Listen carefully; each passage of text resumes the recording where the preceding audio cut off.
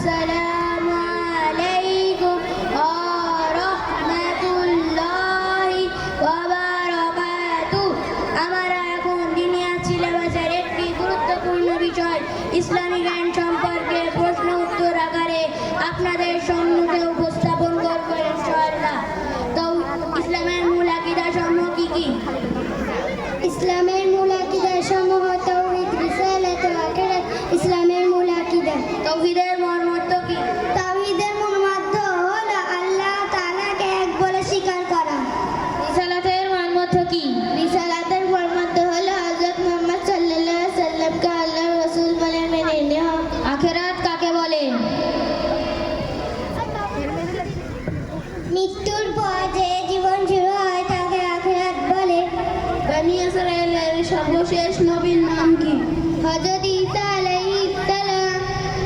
কোন নবী মায়ের কোলে কথা বলেছিলেন? হযরত ঈসা আলাইহিস সালাম মায়ের কোলে কথা বলেছিল। কোন নবীর হাতে লোহা মোমের ন্যায় নরম হয়ে যেত? হযরত দাউদ আলাইহিস সালামের হাতে লোহা মোমের ন্যায় নরম হয়ে যেত। হযরত আদম আলাইহিস সালামের পুত্র কে ছিলেন? হযরত দাউদ আলাইহিস সালামের পুত্র হযরত সুলাইমান আলাইহিস সালাম ছিলেন। সাহাবীকে ফেরেশতারা গোসল দিয়েছিলেন। হযরত হামজালা রাদিয়াল্লাহু আনহুকে ফেরেশতারা গোসল দিয়েছিলেন। শাহে রাসূল কোন সাহাবীকে বলা হতো? শাহে রাসূল হযরত হাসান বিন সাবিত রাদিয়াল্লাহু আনহুকে বলা হয়।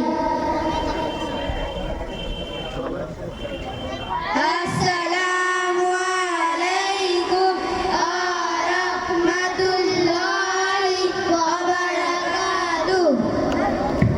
ওয়ালাইকুম আসসালাম ওয়া রাহমাতুল্লাহি ওয়া বারাকাতুহু। ব্যাচ নাম্বার 2 এ ফার্স্ট হয়েছে আবরার সিরাজ। মাঝখানে যাও।